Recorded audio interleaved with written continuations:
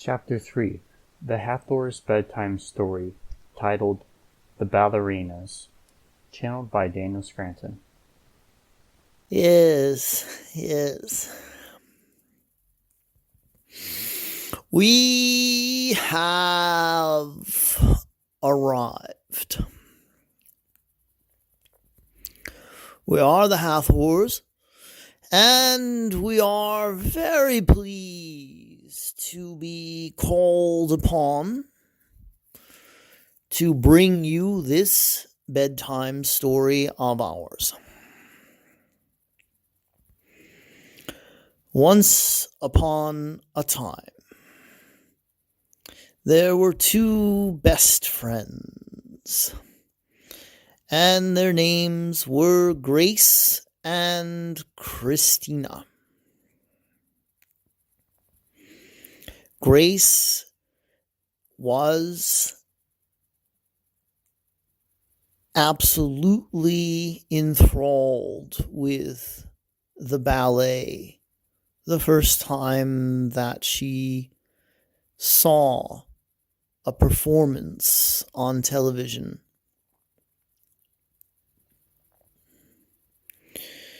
She begged her parents to let her take ballet classes. And at first, her parents were quite reluctant to let her take classes in ballet because they knew how physically challenging it could be to perform those particular dance moves. But Grace persisted and begged and even got her friend Christina to sign up for classes so that she could use that as leverage. She said to her parents, even Christina's mom and dad let her take ballet, and you know how strict they are. Grace's parents knew that they couldn't keep saying no forever, and so they eventually gave in. And Grace and Christina were enrolled in Ms. Valaskova's ballet class. The girls had trouble with her name, and so they just called her Ms. V. She was an excellent teacher, a dancer herself, who had performed in Russia and had become a fantastic ballerina in her own right. She always loved having new students who were filled with enthusiasm and joy and who actually wanted to be there. She loved having the students who were not being forced to take ballet by their overbearing parents. So Grace and Christina were welcomed into Ms. V's class with open arms. And as stern as she could be at times, she loved the girls.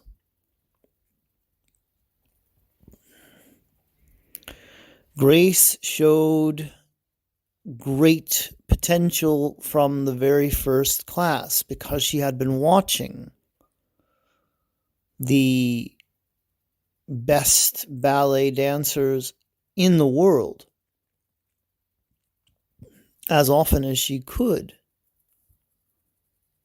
studying them, tuning into them, picking up on every nuance, including their facial expressions. She was a student of the ballet, and it showed.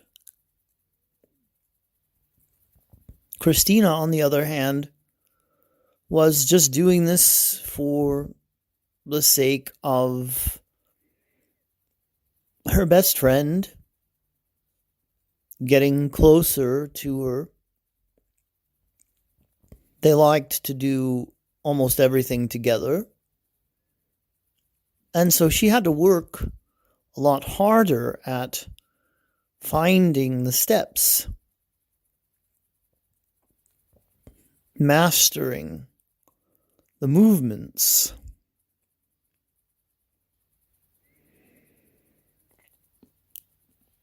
And yet she worked very hard because she wanted to excel in the same way that her friend did. They began to become a bit competitive, actually,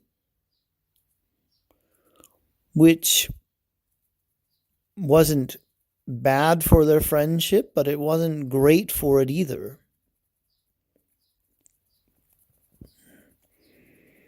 It is nice to have someone to inspire you and encourage you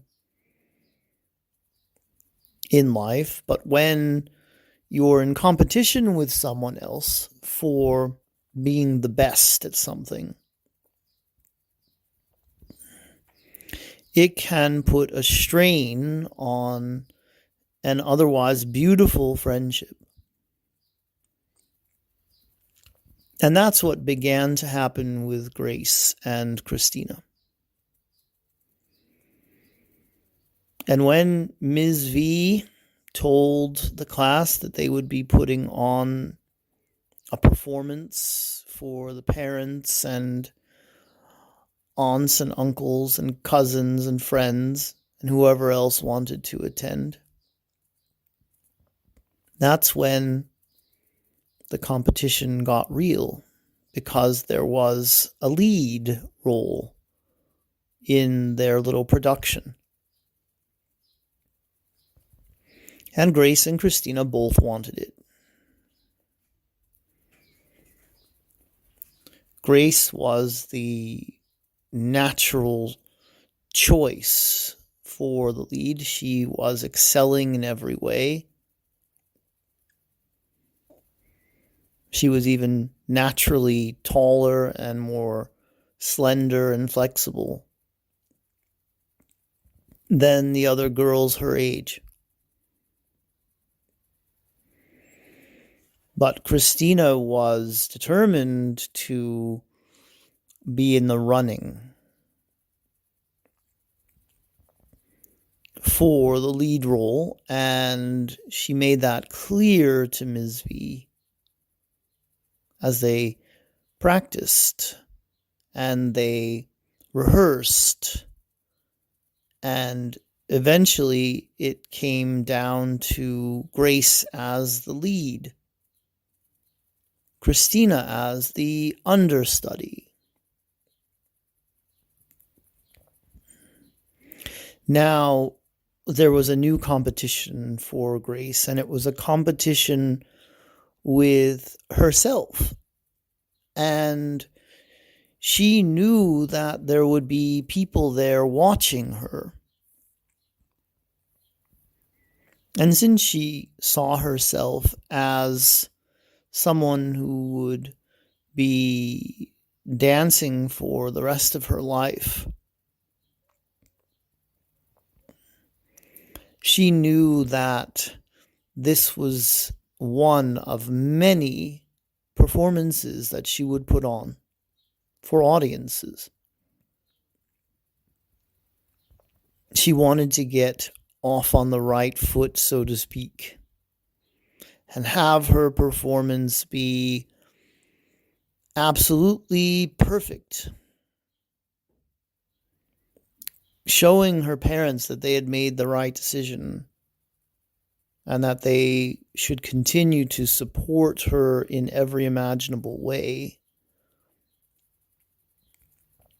as the ballerina that she was becoming. And so she pushed herself. She practiced on her own, in her room, in the kitchen, in the living room, everywhere that she could, even on the playground at school during recess. She would be practicing and practicing.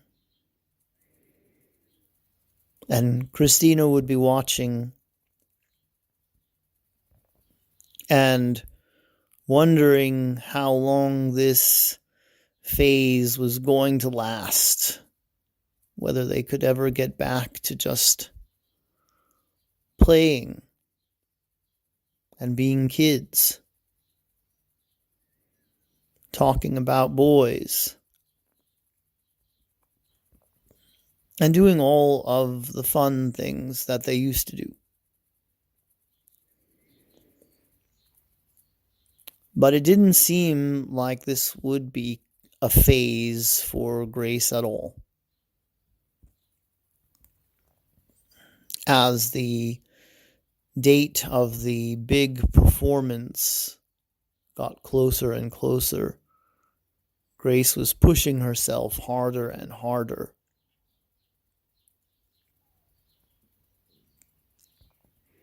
And eventually, she fell. And when she fell, she broke her leg.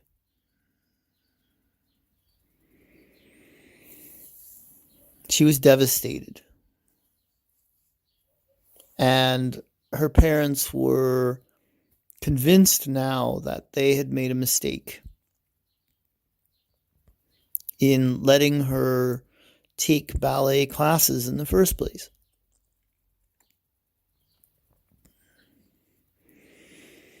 And Christina stepped into the role of the lead in their class's performance.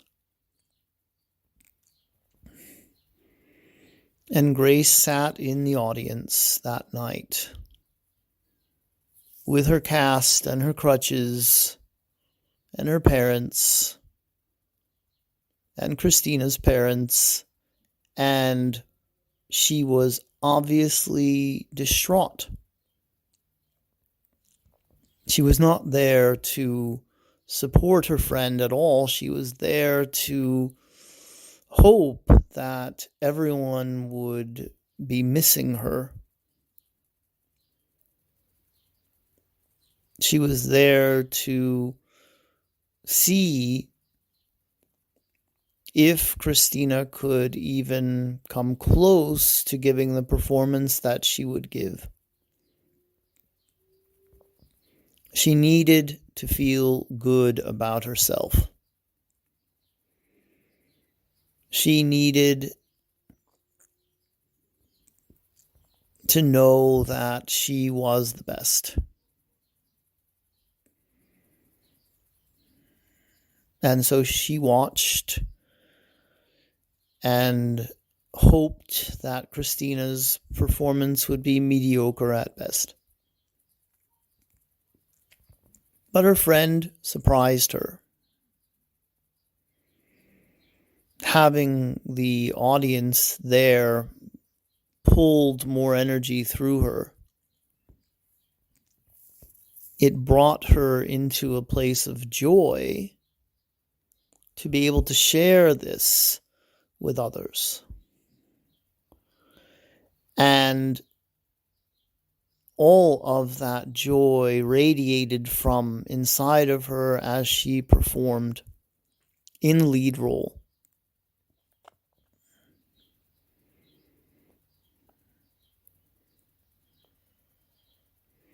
And the crowd responded there was a standing ovation. Not from Grace, however. She remained with a scowl on her face and arms crossed. She almost couldn't believe that the show could possibly go on without her.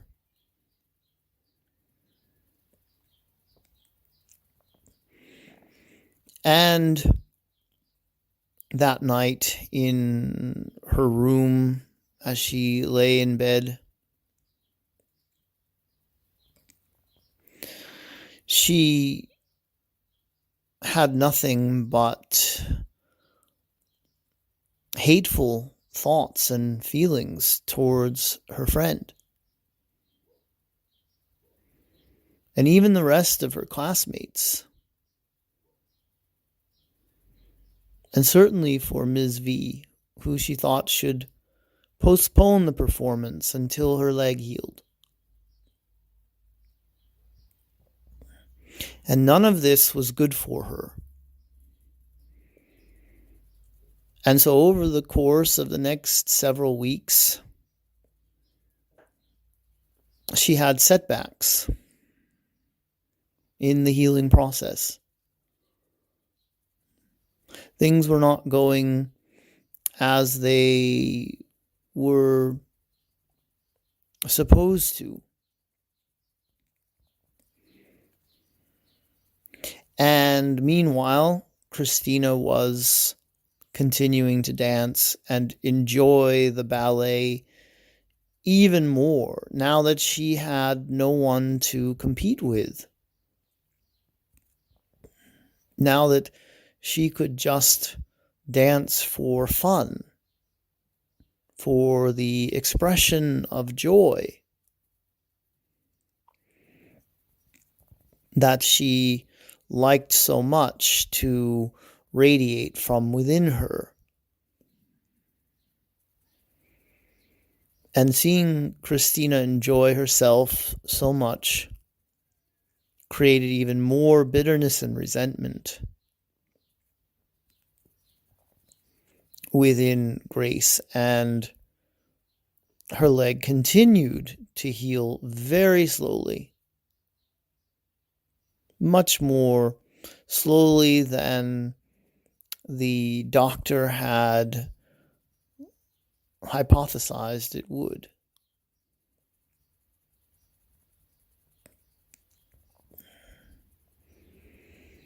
And she could not even watch the performances of the ballet on television anymore. It was too painful for Grace to sit and watch her classmates. And so she got further and further away from the dance that had brought her so much joy before she broke her leg.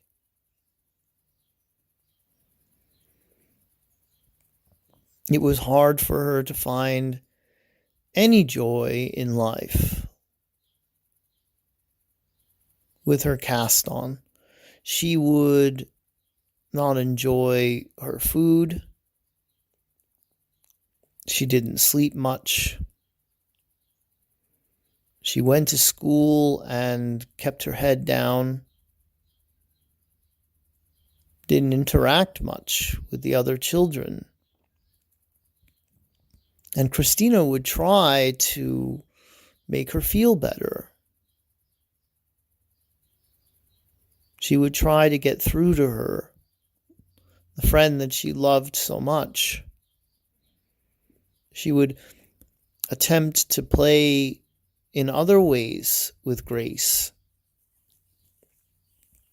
But Grace wasn't having it. The jealousy within her was enormous at this point, as she saw Christina thriving in her practice of ballet. And eventually, Christina gave up. She stopped trying to help her friend feel better and instead she just went about playing with the other girls, went to ballet class, and generally enjoyed the life that she had.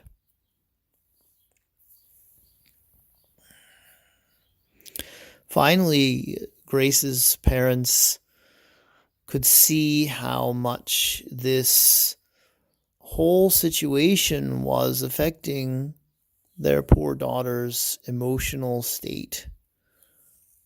And they brought Grace to a therapist.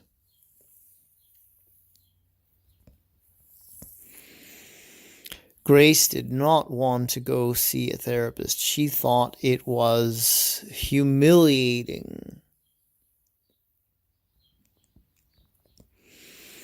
And she objected the whole way over in the car.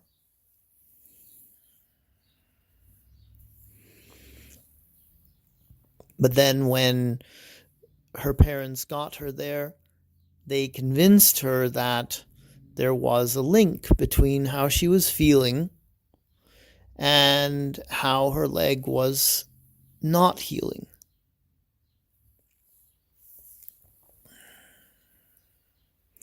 And this was all that Grace needed to hear, because she could not wait for that leg of hers to heal.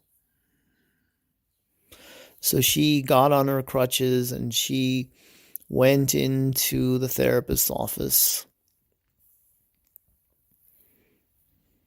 Therapist was a kind, middle-aged man named Jonathan Tuttle.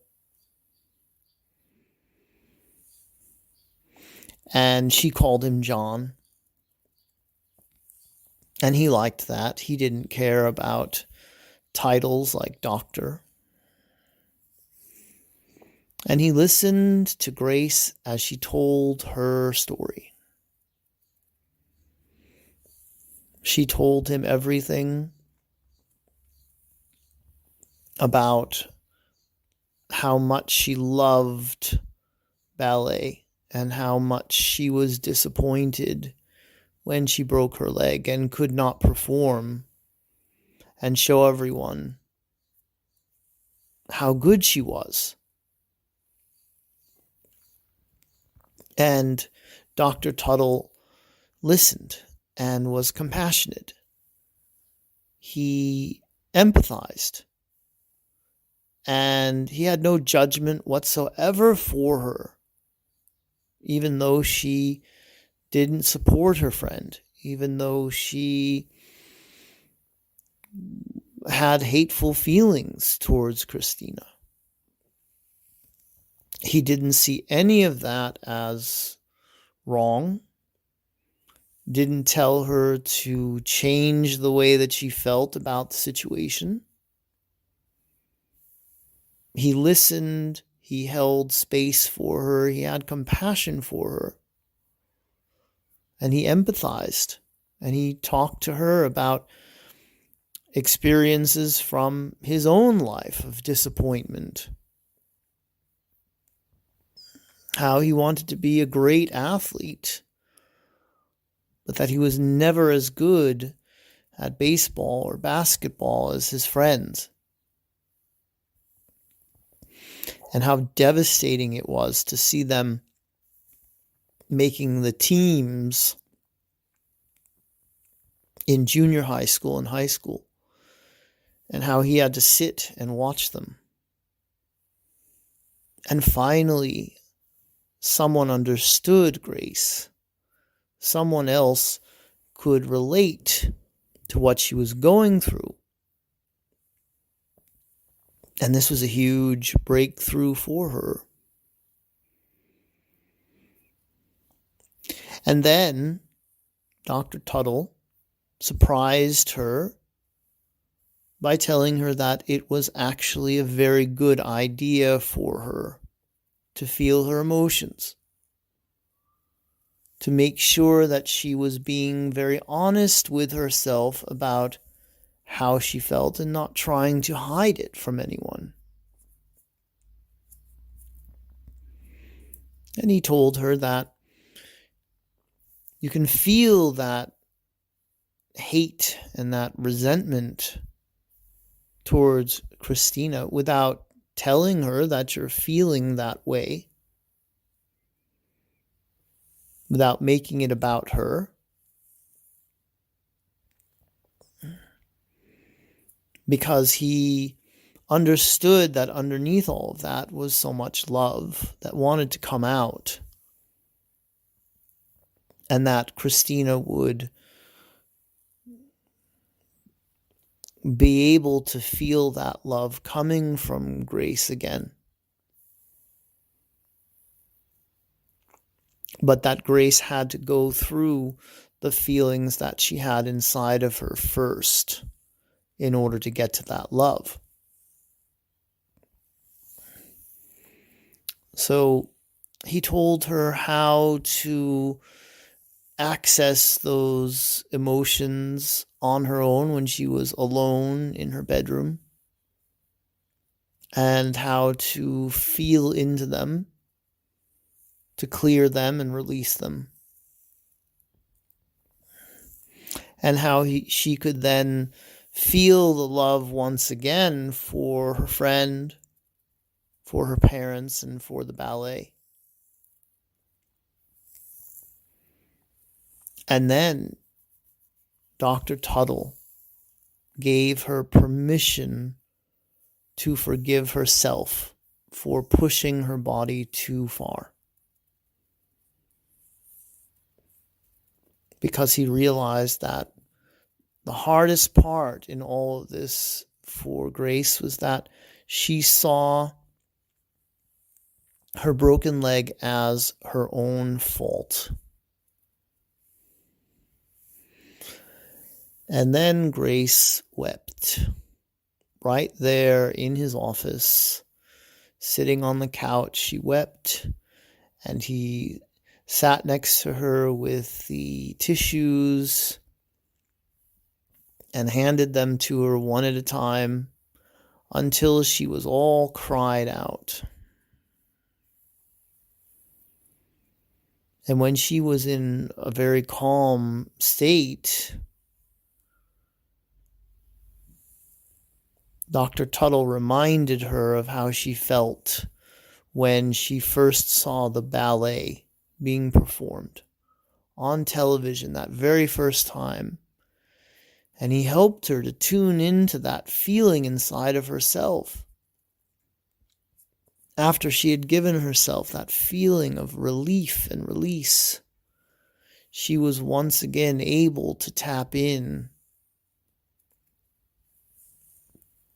to the love within her, the excitement and the joy that she felt, that the ballet helped her to uncover within her.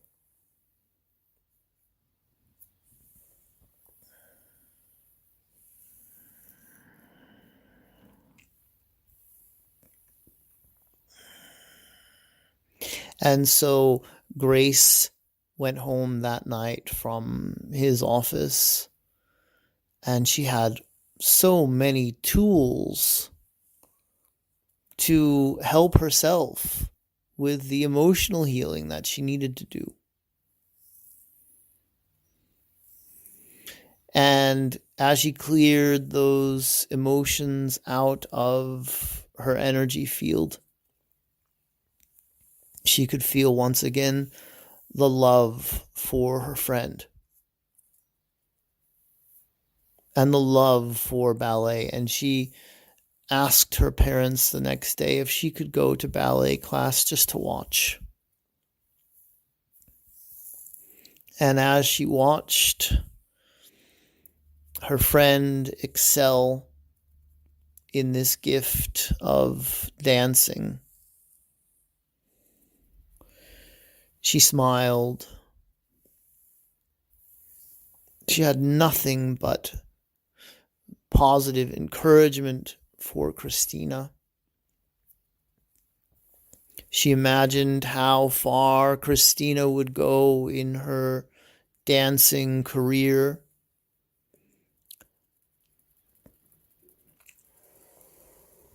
And she focused on what it would feel like to be out there again, dancing, playing, laughing, creating, and feeling joy from within her. And as she did this, her leg began to heal. It was almost instantaneous. The cast was off in the next couple of weeks. She got her strength back. She felt stronger and more nimble than ever as she practiced on her own. Not because she was trying to be the best, not because she was trying to catch up with Christina and her progress, but Grace was dancing for the love of dancing again, not caring that there was no recital coming up, not wondering how far she would go in her career as a dancer, but just enjoying the moment of being able to move her body again in the way that she took for granted just a few months ago. And so she returned to Ms. V's class, and she poured her heart into every movement. She fell head over heels in love again with the ballet. And she and Christina became closer than ever because of the experience they had together. She recognized how Christina had stayed by her side. She recognized what a good friend she had in Christina. And she knew that from now on, if they were ever in a position where they were going for the same part in a production, they would support and encourage each other. Because Grace had already gone through the worst experience she could possibly imagine when it came to a recital or a production of any kind. So she was no longer afraid of not being the best. She was no longer afraid of someone else getting all of the attention because she'd already experienced it. And she could let it go. She saw Dr. Tuttle a few more times. It was clear to him that she had gotten everything that she needed from him.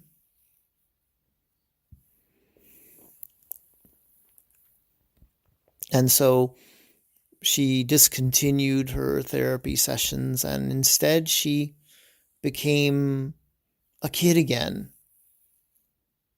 And at recess, she and Christina would play sometimes and dance sometimes. And sometimes they would laugh and talk about boys. She took all of the pressure off of herself. And her parents could see this. And they could see that ballet was actually a very good thing for their daughter. And they recognized the growth that had occurred because she was given the opportunity to get hurt, fail, go down that particular rabbit hole, feel her emotions, and come back up from it stronger. And so her parents decided they would never try to protect her from those types of experiences again. And Grace and Christina continued to dance. They wound up going to the same performing school for the arts. They both became professional ballerinas. And they stayed the best of friends throughout the remainder of their lives. We are the Hathors. We thank you for listening to our bedtime story. And we wish you a very fond good night's sleep.